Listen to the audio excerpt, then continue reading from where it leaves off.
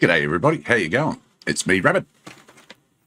So today, yeah, we've got a bit of an unboxing, and what we're unboxing today is a, according to the box, plus support external gamepad double against, as you can see in the corner there.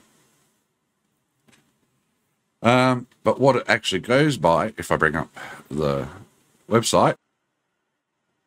So, yeah, here's the product page for it. As you can see, it's got a price listed there of $1.61 Australian. That is bullshit. When I log in, it magically changes to $11.09.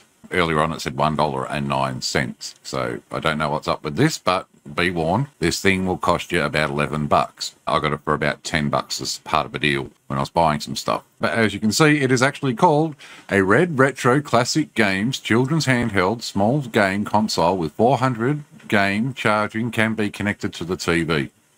Now, apparently over 10,000 plus sold, and there's 4,013 reviews. And it comes in blue, gray, white, it's more like grey, black, yellow, and red. So yeah, there you go. Ignore that price you just saw up on the screen. I just checked, and when I did it in my main browser, which is Firefox, it showed the same price of $1. And then when I signed in, it jumped up to $11.09. So yeah, watch that. But I got this for about 10 bucks when I ordered it, because it's through their choice option. So I had to order a couple of things, and while I was ordering those things, this popped up. So if I got this, I got it for like 10 bucks. So I added it to the cart. As you can see, this is basically how it turned up. A bit banged up, because it basically just came in one of these thin bags with nothing else. I do believe it has a rechargeable battery in it. It says on the side, one console, one AV cable, one DC cable, one user manual. So I guess we'll see that. There isn't anything else on the box that seems all that. Yeah, battery pack includes an AC adapter and a lithium-ion rechargeable battery, 6 hours of continuous gameplay, made in China. Yeah, and the various colours you can get. And there's not really anything else useful. So let's get this thing open and see what we have inside. Oh, yeah, that's how you can see it. Have not tried this out yet. So, there's the console itself. Yeah, not as cheap feeling as I thought. Do we have a peel?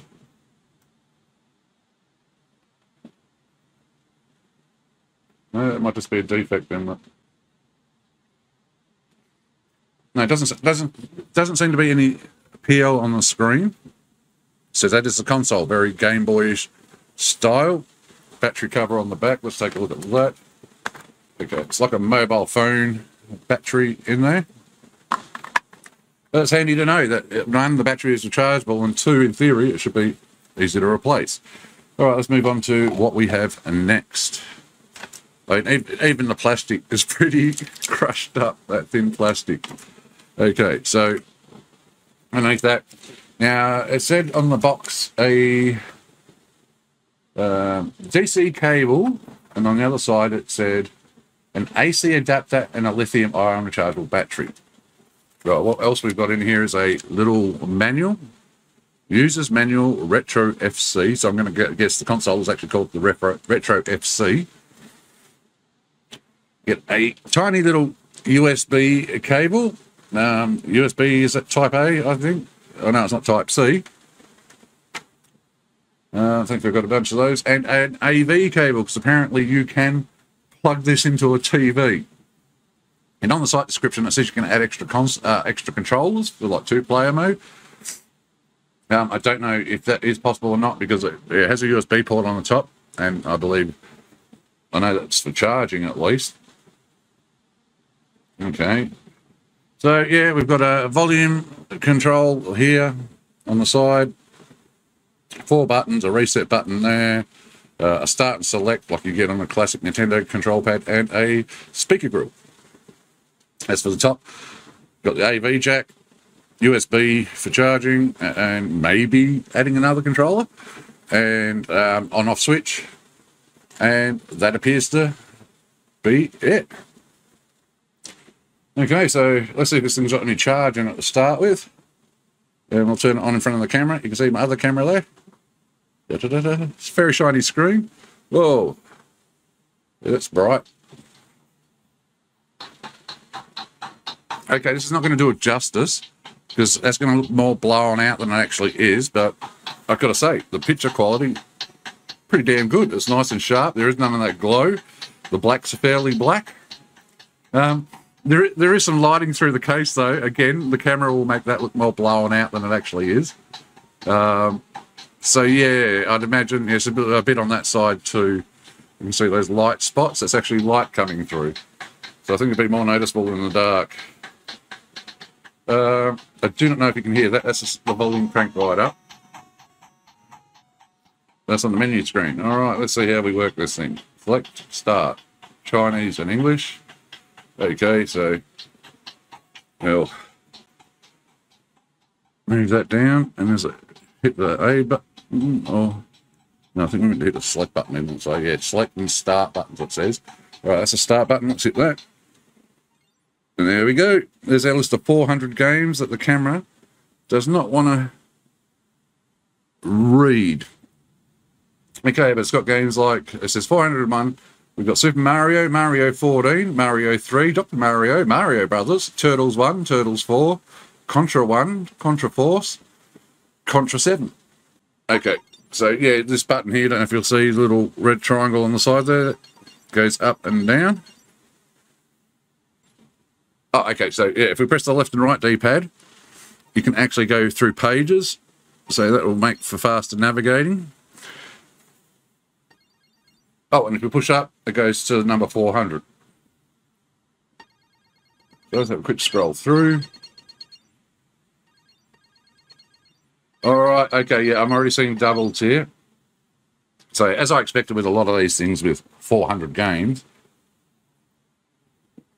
it looks like a lot of those games are duplicates. I've already seen Galaga, however you pronounce that. A couple of Double Dragons. Double Dragon 2, Double Dragon 3, but no Double Dragon. And I'm going to say by some of these names of these games, like, well, Super Mario Brothers and stuff, that they're going to be like console ports from the NES. Wonder Ball, short. Okay, we'll be here all day going through that whole 400 list. Let's go back to... That might be easier if we hit... reset. Okay. So, Super Mario, I guess we'll check that one out first. Again, sorry, I cannot get the image better than this. My camera doesn't like capturing video sources. So hit that button. Saw something there. Oh, okay. That is really bad. Oh, there we go. It's at the angle that you got to get it at. But we got Super Mario Brothers. And again, the picture quality is pretty crisp and clear. There's no like screen tearing or anything like you see on these old consoles. So I don't know if these are arcade. Okay, so we go through. Oh, we're going to have to, yeah, okay. It doesn't like it when it's towards the screen or my monitor. But yeah, you can see there, the frames are pretty smooth looking, but that don't matter much until, let's get it, make sure we're on one player. Okay, got to use the select button to switch between players. And, yeah, see, and then we hit start. Okay.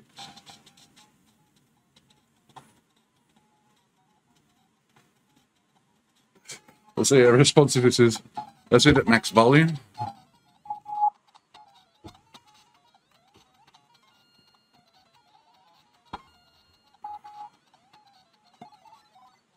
So, yeah, it doesn't seem to be any controller lag, input lag. Let's get this in the right spot. You can see I'm pressing the button and it responds basically straight away. Same with the inputs on the D-pad. Wow, yeah, that's really responsive. But I honestly don't know if that's the Nintendo, if that's the...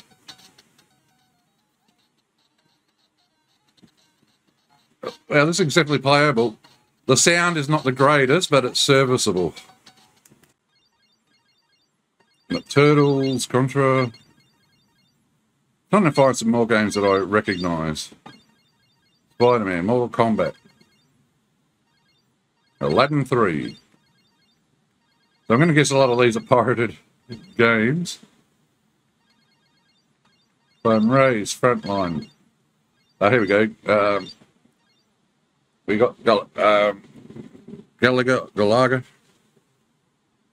Bam, I've got too much light here. I do not know. I'm not really used to capturing screens like this, so I'll have to do it at an angle. We've got Galaga selected. Let's get that going. There we go. Leave a comment below if you know if this is the arcade version or a console port, because, yeah. Let's hit start.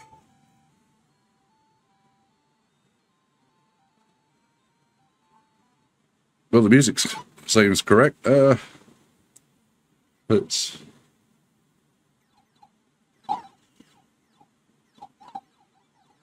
Wow, playing it mirrored on a monitor. It's working. That looks good. Sound effects, graphics for Galaga look great. Holy crap, I'm smashing these. Probably be able to get demo screen showing up if we just wait a second or two. Unfortunately, my camera's designed to focus on my human face from here, so I'd have to bring it back here for it to get sharp. But there we go, there's a demo play screen.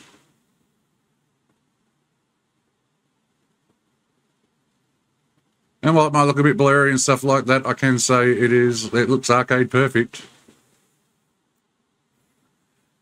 Yeah, my camera definitely doesn't do it justice, but we'll make sure we've got the volume maxed up. Hopefully the microphone will pick this up, because I do have noise cancelling on my mic. All right, so if we listen, hopefully we will hear.